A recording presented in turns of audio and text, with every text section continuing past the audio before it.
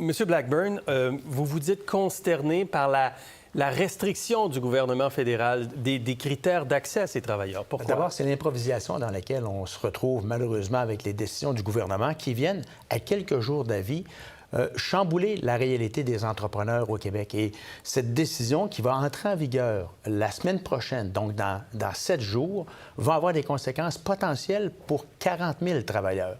Alors, ça touche un bassin d'environ 40 000 travailleurs qui, lorsqu'il viendra le temps de renouveler leur permis de travail, pourraient se retrouver incapables de renouveler leur permis de travail. Et pour les entreprises, il y a un impact important? Pour les entreprises, définitivement, il y a un impact important. Alors, au deuxième trimestre de 2024, nous avons encore 139 000 postes de toutes les entreprises de toutes les régions du Québec qui sont disponibles, qui malheureusement ne trouvent pas... Il y a encore plus de gens qui cherchent de l'emploi sur le territoire. Il y a encore plus de gens qui cherchent de l'emploi.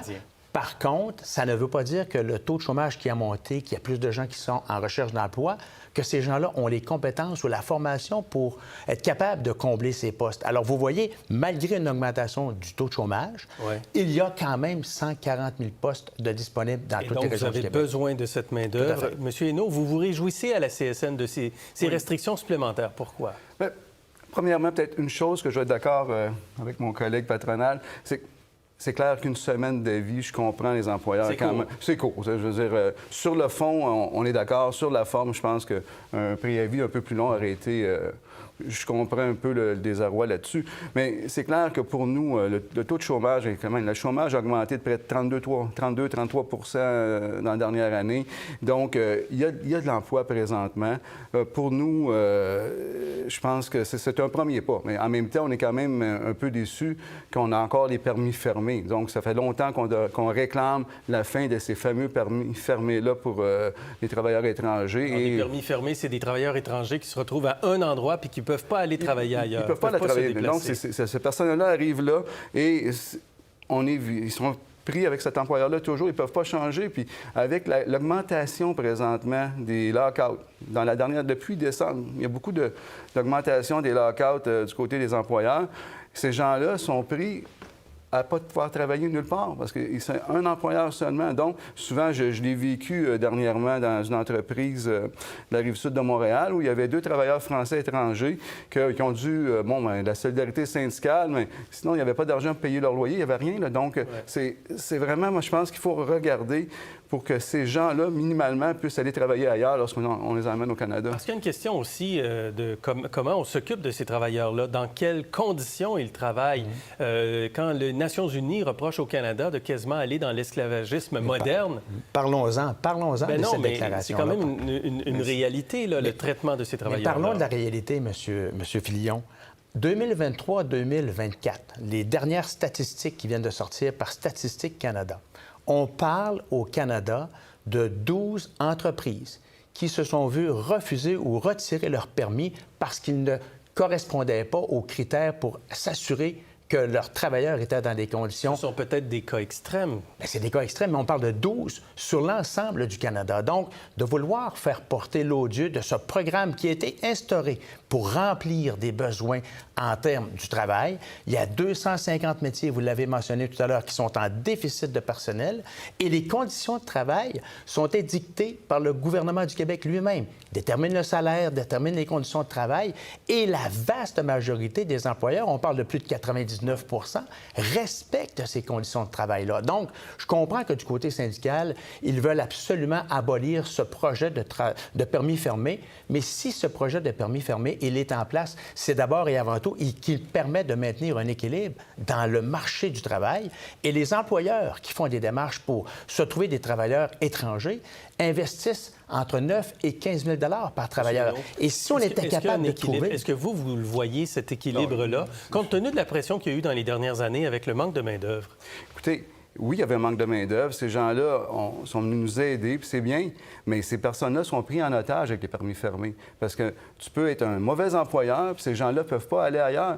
Donc, si les permis étaient ouverts, moi, je crois que les employeurs feraient plus attention à leur personnel et il y aurait moins de problèmes de rétention. Donc, on garderait nos gens. Puis présentement, écoutez, je pourrais en sortir des noms. J'ai vu plein de conflits où les gens sont pris en otage parce qu'ils sont déchirés. Je fais quoi, là? J'ai pas d'emploi, je peux pas rien faire.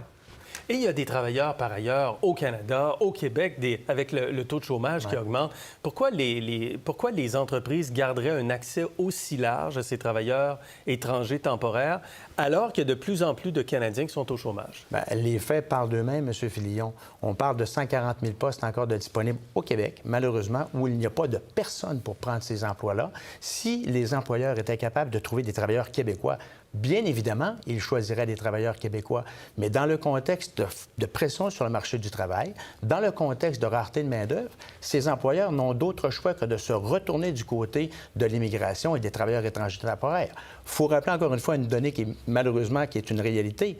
Un employeur sur deux refuse des nouveaux contrats parce qu'ils n'ont pas la main-d'œuvre nécessaire, et près d'un employeur sur deux reporte ou cancelle ou annule des projets d'investissement parce que malheureusement, il manque du monde dans son ouvrage, dans son usine. Quand M. Legault dit qu'il faut réduire le nombre de travailleurs étrangers, le nombre d'immigrants temporaires, on inclut les étudiants, tout ça, mais on inclut également les travailleurs étrangers, puis une meilleure dispersion au Canada des demandeurs d'asile. Êtes-vous d'accord avec ça, M. Hainaut? Bien, oui, mais ce qu'il faut travailler, moi, je pense, c'est vraiment que ces personnes-là puissent être intégrées à la société québécoise, canadienne. Mais est-ce qu'il faut baisser le nombre? Bien, baisser le nombre. Présentement, oui, compte tenu du chômage qu'il y a présentement. Tu sais, on parle présentement, il y avait plein d'étudiantes, d'étudiants qui étaient en chômage cette année. Il ne faut pas se trouver d'emploi d'été. Il y a un problème, là. Donc, il y a de quoi, là. Je veux dire, je veux pas... Il y a un an, on était en commission parlementaire de part et d'autre sur le travail des enfants. On nous disait... Mais un peu le CPQ, mais le FCI disait, si on rouvre ça, puis que les enfants en bas de 14 ans ne peuvent pas travailler, des entreprises qui vont fermer. C'est pas vrai. Il y a du monde, il y a des étudiants, des étudiantes qui ne travaillaient pas cet été. Donc, c'est un faux débat. Ce qu'il faut, il faut attirer notre monde. Il faut être capable de donner des bonnes conditions de travail, pas seulement du salaire, là, des horaires, être attractifs, des bonnes assurances. Puis on va en avoir du monde, mais il faut garder notre monde. Présentement, c'est un problème de roulement de personnel qu'on a beaucoup. Il faut être capable de garder notre monde dans les établissements. Est-ce qu'il faut baisser, comme dit M. Legault, le nombre d'immigrants temporaires au Québec? Il faut baisser le nombre de demandeurs d'asile au Québec. Et là, nous sommes d'accord avec le premier ministre. Parce que malheureusement... Les travailleurs temporaires? Sur les travailleurs, non, parce qu'ils répondent à des besoins du marché du travail.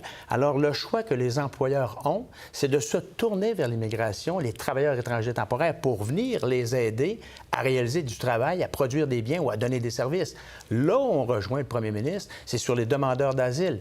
C'est un peu bizarre que près de 50 des demandeurs d'asile au Canada sont au Québec, alors qu'on représente 22 de la population. Alors, il ne faut pas toucher aux travailleurs parce que ceux-ci, malheureusement, pour la croissance économique, ne sont pas en mesure de pouvoir générer cette prospérité, cette croissance qui est importante pour les entreprises au Québec. Merci.